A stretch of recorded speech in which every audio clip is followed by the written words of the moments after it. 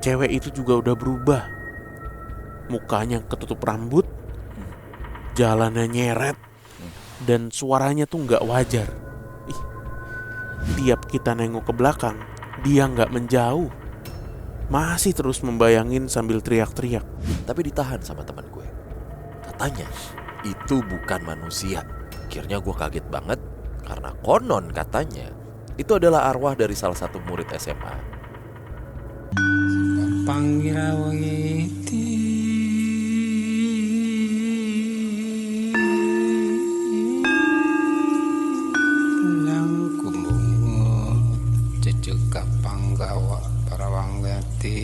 Sajawandang kalawana bengke. Assalamualaikum warahmatullahi wabarakatuh. Shalom, Swastiastu, namo buddhaya. salam kebajikan. Selamat datang kembali di podcast Malam Kliwon episode 670. Yup, selamat pagi, siang, sore, malam teman Kliwon. Semoga sehat selalu ya. Yes. Dan lancar rezekinya. Amin. Buat teman Kliwon yang pengen berbagi cerita, silakan langsung kontak nomor di bawah ini. Let's go. Kita langsung aja deh bacain nih cerita di hari ini ya. Menarik-menarik ceritanya. Dari judul-judulnya juga menarik-menarik. Cuman saya memilih ini aja. Jadi ini kisah belum lama. Sekitar 3 tahun yang lalu, setelah gue masuk SMA.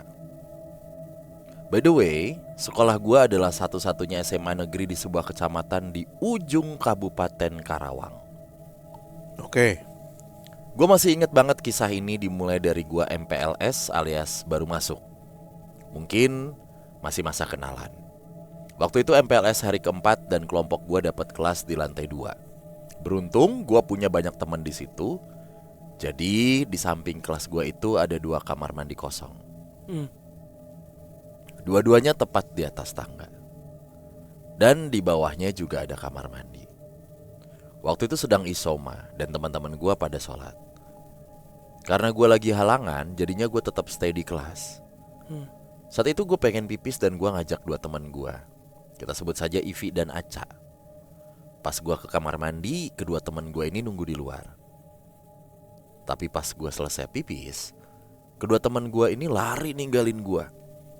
Salah satu mereka teriak, "Dibuka kamar mandi samping!" Gue pun langsung buka. Dan isinya kosong. Terus gue nyamperin temen gue dan nanya, "Ada apaan sih?" Nah, mereka cerita, di saat yang bersamaan gue nutup pintu WC samping ikutan ketutup sesuai dengan pintu gue, alias nutupnya barengan ritmenya. Padahal mereka yakin waktu itu gak ada angin. Karena emang WC-nya ketutupan 2 bangunan, jadi gak mungkin angin bisa nutup pintu. Beberapa bulan kemudian gue ikut ekskul dance. Dan setiap latihan pulang jam 5. Tapi hari itu gue latihan sampai jam 5:30. Waktu kita latihan di kelas belakang, tiba-tiba teman gue lari dan nangis.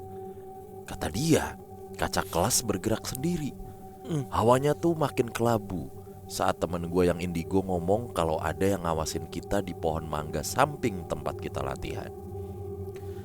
Kakak kelas gue nyuruh gue dan teman-teman buat pulang. Saat mau pulang, gue penasaran sama pohon mangga itu. Karena tepat di samping pohon itu ada air mancur mati yang gak ada airnya. Akhirnya gue sendiri nengok ke belakang. Speechless banget gue. Gue ngeliat ada cewek cantik, rambut pendek, senyum ke gue, tangannya manggil-manggil gue. Karena gue kira dia manggil gue, ya akhirnya gue mau ke sana. Tapi ditahan sama teman gue. Katanya itu bukan manusia. Gue sempat debat sama teman gue. Karena biasanya hantu tuh rambutnya panjang dan nyeremin. Tapi ini beneran kayak anak paskibra yang lagi latihan gitu loh. Akhirnya gue percaya pas si cewek ini tiba-tiba ngilang. Itu adalah saat pertama kali gue ngeliat hantu. Mulai dari hari itu sampai libur corona, pandemi maksudnya ya, gue sering ngerasain kalau cewek itu masih ngawasin gue. Pernah suatu hari Jumat semua cowok ke masjid. Gue nganterin temen gue ke WC belakang. Kebetulan WC di SMA gue dulu tuh ada 3 tempat. WC atas, WC depan, sama WC belakang. Nah, Waktu itu ada 2 anak yang lagi bercanda. Terus salah satu dari mereka ngetuk pintu kamar mandi kosong yang emang udah lama dikunci.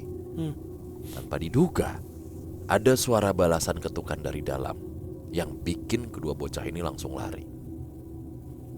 Terus gue sempet nanya sama satpam sekolah tentang si hantu paskib ini.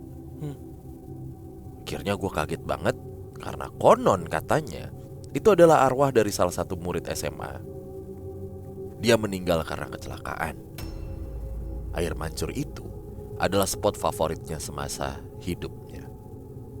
Semenjak dia meninggal, air mancur itu dimatiin sama pihak sekolah karena banyak kejadian ganjil yang bikin siswa-siswi sering kesurupan. Demikian. Ya, Wah, ini cerita dari sekolah di Karawang. ujung Karawang. Ujung Karawang.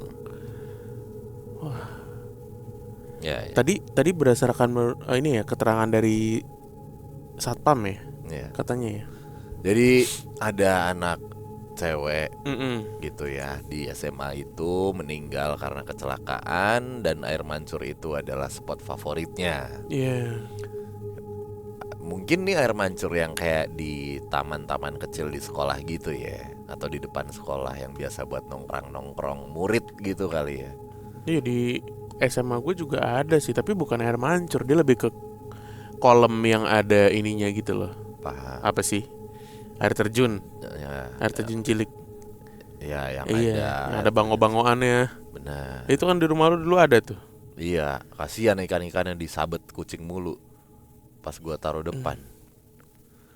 Nah, Iya. yang jadi pertanyaan, kalau nggak ditarik sama temannya tadi si Mbak ini akan gimana ya? Serupan lah ya. Karena kan di akhir dijelasin banyak kejadian Banyak ganjil. ya, banyak peristiwa kesurupan yang menimpa anak-anak sekolah di situ. Sosoknya tuh berarti memang rambutnya pendek kayak anak paskibra Paskibra, gitu. benar. Oh. Nah, kan biasanya kalau di danau atau di setu gitu ada sosok manggil-manggil terus tenggelam. Iya. Kalau di air mancur, ditarik ya. itu mungkin kesurupan ini ya. Biasanya juga kalau yang kayak gini-gini nih, yang template-nya adalah setan manggil terus wujudnya kayak orang, entah itu cantik atau ganteng. Defaultnya pas udah deket jelek tuh, berubah tuh. Jadi Ranger Pink. Iya, tapi gue respect juga sih sama sekolahnya nih sampai berinisiatif untuk matiin air mancur di situ karena ada banyak peristiwa yang nggak enak gitu ya. Tahu nggak kenapa? Kenapa?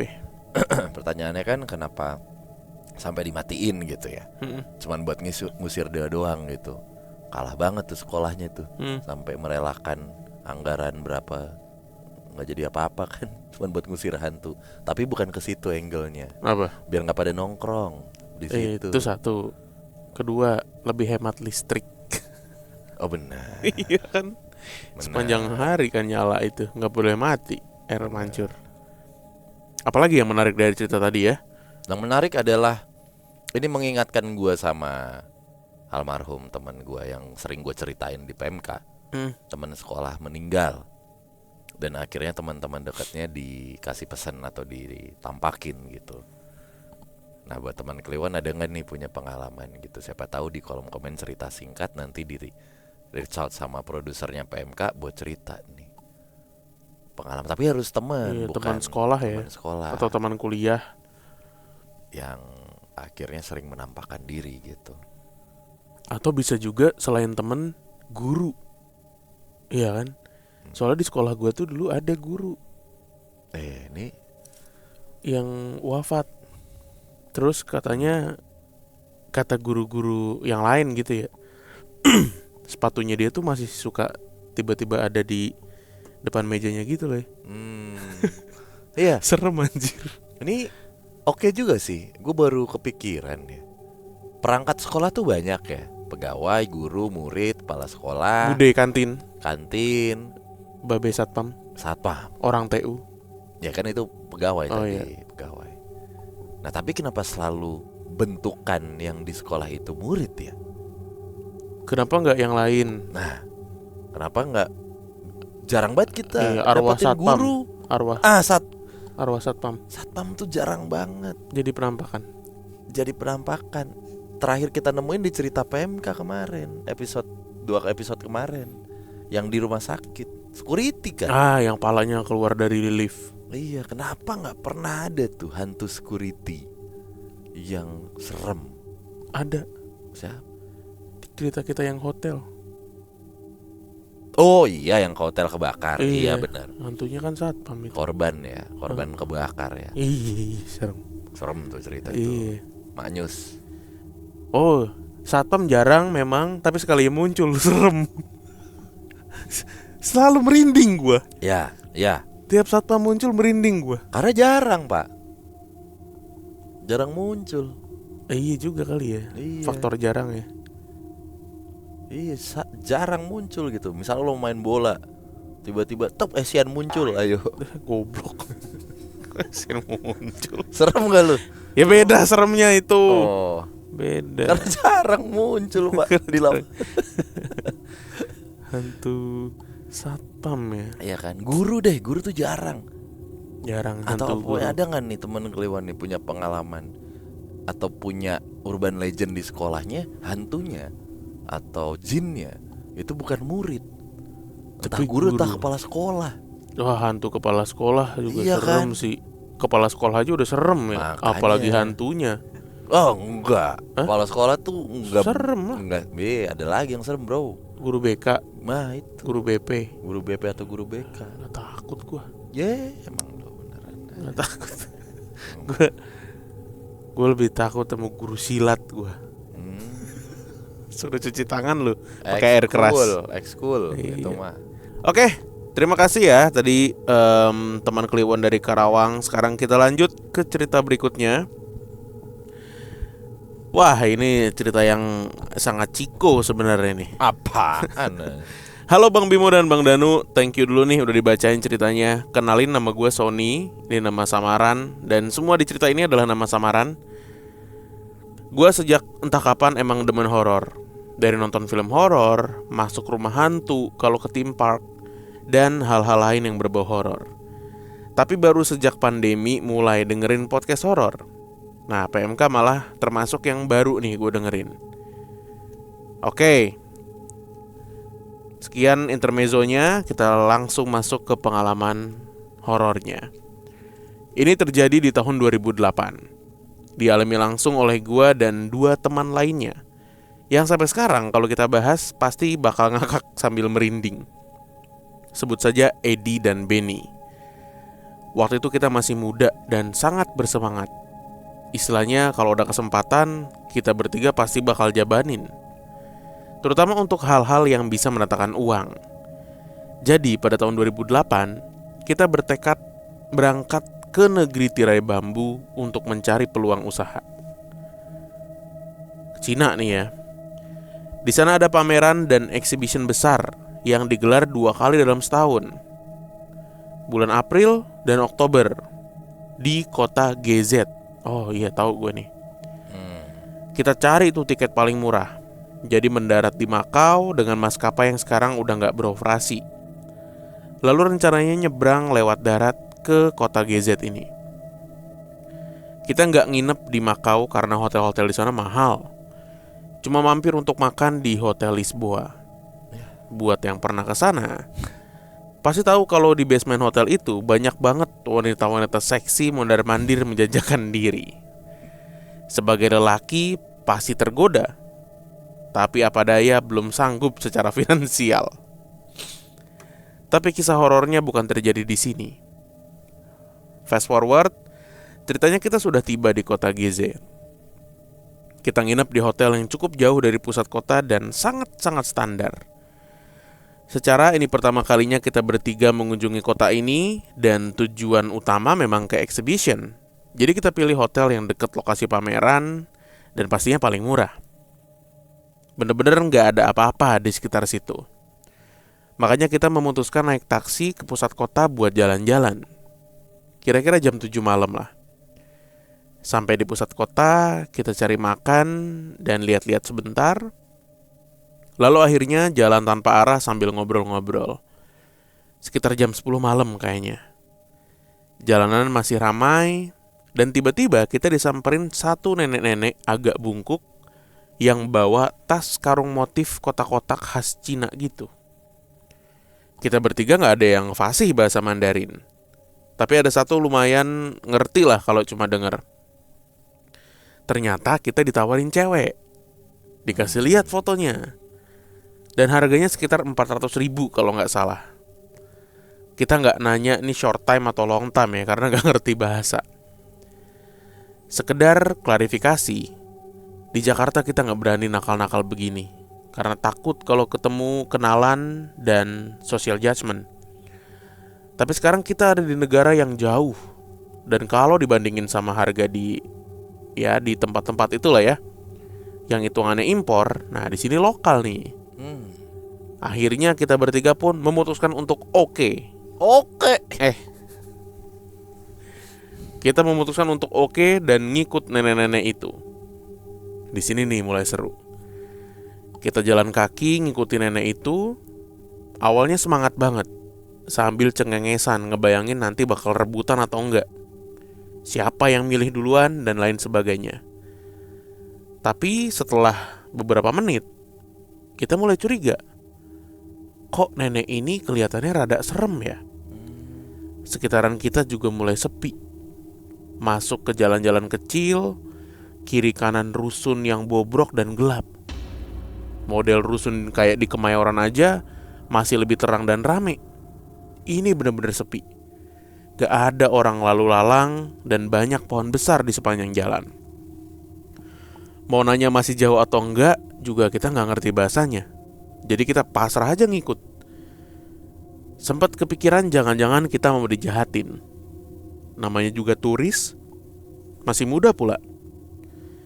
Tapi kita lumayan atletis dan pede bisa lari kalau ada apa-apa. Pas lagi mikirin worst case skenario-nya dan mulai nyerah, akhirnya kita sampai. Tempatnya persis kayak setting film-film Hong Kong.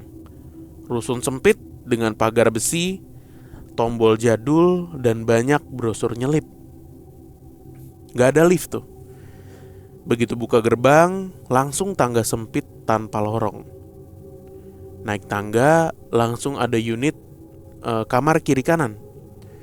Pintunya 2 lapis. Pintu besi jeruji di depan, dan pintu kayu tua lapuk di belakang. Naik beberapa lantai, kita makin galau nih. Ada pintu kebuka dan orang main mahjong di dalam. Ada juga anak lari-larian. Bener-bener kebayang film horor Hong Kong lah. Akhirnya sampai nih. Ada om-om buncit pakai singlet putih yang udah nungguin dan nyapa nenek itu. Kita dipersilakan masuk. Kita saling tatap-tatapan, ragu, lalu ngintip dulu. Bener, ada 3 cewek. Parasnya biasa aja, lagi duduk santai di meja makan. Satu lagi makan mie, satu duduk membelakangi kita lalu nengok, dan satu lagi langsung natap ke arah Edi sambil senyum tipis. Lumayan cantik tuh. Edi tanpa pikir panjang langsung bilang, "Gue mau sama dia." Gua dan Benny udah bener-bener gak nyaman dan nanya ke Edi, apakah dia yakin? Karena kita berdua sudah mengurungkan niat sejak lihat kondisi tempat itu. Tanpa banyak mikir, Edi langsung bayar ke om-om tersebut. Dan cewek itu langsung ikut. Gak pakai siap-siap apapun, langsung bawa tas dan ikut aja. Janggal banget rasanya. Nenek itu masak kita buat bawa 2 cewek yang tersisa. Tapi gua dan Benny udah gak punya feeling dan pengen cepet pergi. Pas Edi keluar sama cewek itu, kita juga langsung ngekor sambil bilang, No, sorry. Sampai di bawah kita tinggal berempat. Gua, Edi, Benny, dan cewek itu. Kita jalan bareng nyari taksi. Tapi karena jalannya gelap dan muter-muter, kita bingung. Tiba-tiba nenek itu sudah ada di belakang kita. Ngomong pakai bahasa yang gak kita ngerti. Kayaknya dia masih nawarin 2 cewek yang tadi tuh. Edi gak enak sama kita berdua karena cuma dia yang mission accomplished gitu ya. Dia coba jelasin ke nenek itu kalau kita nggak cocok. Dan kalau ada yang lain mungkin kita pertimbangkan. Entah gimana caranya, akhirnya nenek itu ngajak gue dan Benny buat ngikut dia. Dan Edi disuruh pisah sama kita naik taksi ke hotel bareng ceweknya. Disinilah situasinya jadi tegang. Kesalahan utamanya niat buruk. Kesalahan berikutnya kita misah. Tanpa sadar Edi udah hilang dari pandangan. Gue dan Benny mulai tegang dan punya firasat gak enak. Beberapa menit kemudian kita berubah pikiran dan pengen cepat keluar dari area itu. Kita bilang lagi, No, sorry. Lalu jalan berlawanan arah. Tiba-tiba nenek itu teriak marah-marah dan ngejar kita sambil melambai-lambaikan tangan. Tas karung besar masih di bahu kirinya. Gua dan Benny langsung sepakat buat lari secepat mungkin ke arah tempat kita pisah sama Edi. Tapi kita gak ketemu dia. Kita terus lari, lorong makin sepi dan makin serem.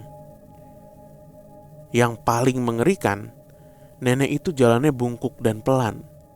Tapi tiap kita nengok ke belakang, dia gak menjauh. Masih terus membayangin sambil teriak-teriak. Kita ngerasa udah lari jauh banget, tapi kayak muter-muter di situ aja. Belokan rasanya sama semua. Akhirnya kita lihat ujung jalan yang ada mobil lalu lalang. Kita lari sekuat tenaga ke arah sana. Tiba-tiba dari balik tembok rusun di kiri muncul Edi yang juga ngos-ngosan. Tanpa nanya apapun, kita bertiga terus lari sampai keluar ke jalan utama yang lebih ramai. Kita naik taksi dan balik ke hotel. Di dalam taksi kita semua diem. Di jalan kita ngelewatin tempat makan rame, jual bakar-bakaran gitu. Gua ajak mampir makan dan minum bir biar tenang. Setelah beberapa teguk bir, Edi mulai cerita. Katanya dia tadinya mau batal dan balikin uang. Tapi pas nengok ke belakang, kita udah gak kelihatan. Cewek itu juga udah berubah. Mukanya ketutup rambut, jalannya nyeret, dan suaranya tuh gak wajar. Edi langsung lari tanpa nengok ke belakang sama sekali. Dan entah bagaimana kita bisa ketemu lagi. Setelah itu gue cerita. Gue sama Benny ya, cerita pengalaman kita. Kita sepakat apapun yang kita alami malam itu jelas di luar nalar dan jadi pelajaran besar. Dimanapun kita berada, jangan pernah berniat buruk. Oke, maaf kalau kurang detail ya. Sudah lumayan pegel ngetiknya. Sukses terus untuk podcast Malam Kliwon. Sukses juga buat Bang Bimo dan Bang Danu. Semoga ceritanya dibacain dan dikomentarin seseru mungkin. Oke. Maaf juga kalau ceritanya terkesan kurang senonoh. Itu dia. Kaget gak lo? Lucu nih. Keren nih Mas Oni nih. 2008 udah nekat ke Cina ya, nonton Expo. Sekarang berarti udah jadi importir sukses. Yakin gue. Amin. Ada peluang mas, Kali ada yang bisa. Biar kita gak nge-podcast gitu. Itu gitu. Dia. Apa kita mah ke teman Kliwon mah bener kita mah. Iya, soalnya gue ngeliat gitu kayak teman-teman pengusaha nih yang sekarang pada jadi gitu loh. Dari 2000-an awal tuh udah pada main impor gitu. Iya. Nah, udah pada jadi dah sekarang. Gas. Iya, berarti ini pengalaman apa ya? Horor kalau nggak salah ya, horceng. Rornga. Gak enak banget rornga. Kayak orang Vietnam. Hotel Grand Lisboa tuh hotel yang gua inepin dulu. Di Makau. Di situ itu juga lu mesen. Agak mahal banget pak, bener. Mana di Makau waktu itu kagak bisa bahasa Inggris orang-orangnya. Bahasa Mandarin. Portugal. Portugal.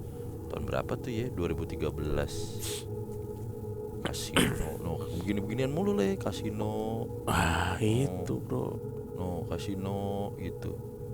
Itu rambut lu begitu. Mohak tuh. Mohak bro, gua dulu bro. Pak, dibilangin ke Makau mohak. Emang nggak? Lihat lo. Mohak. Biar kayak orang wah kau bro. Jatuhnya mau nyolong itu, nyolong ATM. Iya. Aduh. Berduaan aja gua mah. Berarti ini dia dikerjain, bukan dikerjain ya. Ditawari perempuan oleh nenek-nenek yang berperan sebagai mucikari ya. Bukan mucikarinya deh, mucikarinya kayaknya si Orang yang kutangan tadi tuh, bapak singlet bapak buncit. putih. Ini tuh neneknya tuh kayak sales jatuhnya dia, yang nawarin brosur dah. Kalau ini ya jualan motor ya. Gitu. Itu. Dan yang menyeramkan sebenarnya sosok nenek ini tuh dia bungkuk, jalannya pelan. Tapi pas orang-orang ini lari, dia nempel terus gitu kayak bukan orang anjir. Bungkuk, jalannya pelan awalnya, taunya cepet. Tapi kan biasanya gitu tuh kalau di film-film tuh. Pura-pura ya. Nenek-nenek Cina kan begitu biasanya. Cina. Iya, yang taunya jago kungfu gitu pak. Iya, taunya bener. gesit gitu. Taunya lincah, Lincah. kuat dan bertenaga. Iya. Ih, kita nggak bisa anggap remeh nenek-nenek Iya. bungkuk. Wih, Daripada, nah, lebih serem lagi kalau nenek-nenek tegap jalannya cepet. Nah, nenek-nenek tegap jalannya cepet. Nah, gimana tuh? Nggak bisa dibilangin tuh, nggak bisa dibilangin. Kuat. Ya, Purnawirawan. takut saya bener. Ada nggak Purnawirawati gitu, ada kan ya? Purnawirawati. Namanya apa? Gak tahu lagi. Iya, tapi sosoknya untung nggak nempel, nggak ngapa-ngapain gitu ya. Jadi di titik mana nih dia nih? Di ini Guangzhou. Di Guangzhou-nya banget ya. Guangzhou. Iya. Bener tuh ada expo setahun 2 kali. Iya. Nenek-nenek nawarin cewek ya. Ya. Masih ini sih masih bisa diterima sih nenek-nenek Masih, nawarin cewek ya. masih. Nenek nawarin udang rebus juga masih bisa Masih. diterima ya. Masih. Nenek-nenek nawarin Dempul bemper baru gua nggak yakin tuh. Apalagi Yaris Bapau. Internal jokes. iya. Tapi ada ya di sana yang beginian ya di Guangzhou. Gue tuh kalau udah Adalah. di China gitu kepikirannya udah vampir aja gitu. Lo kebanyakan nonton Antv. Udah kebayangnya vampir aja. Kalau enggak kalau yang cewek putih, matanya hitam gitu. Iya. Rambutnya lurus gitu. Iya, ini setan-setan Asia Timur. Kayak gini kan. Bener. Jepang, Iya, China. Sadako gitu. Iya, setan-setan Asia Timur nih. Menurut gua nggak ada apa-apanya dibanding setan Asia Tenggara sih. Ya Thailand juga serem sih. Thailand Iya, serem setan ngaco Asia tuh. Tenggara serem coy. Iya. Kita belum tahu aja setan Afrika. Iya, setan Afrika serem sih pak. Tapi bukan yang serem hantu gitu loh kalau setan Afrika tuh. Serem bentukan. Black magicnya. Oh iya. Gua lebih ke situ Iya, gitu. iya. Takutnya kayak Black magic ya. iya, orang Ghana Voodoo, kan serem voodoo. masih. Hah? Kenapa Cil? Iya, voodoo maksudnya. Iya kan, orang Ghana kan serem pasti. Oke. Pantai Gading, ya. Iya. Oke, terima kasih teman Kliwon yang sudah menonton dan mendengarkan. Kita ketemu lagi di episode berikutnya. Dah. Bye bye.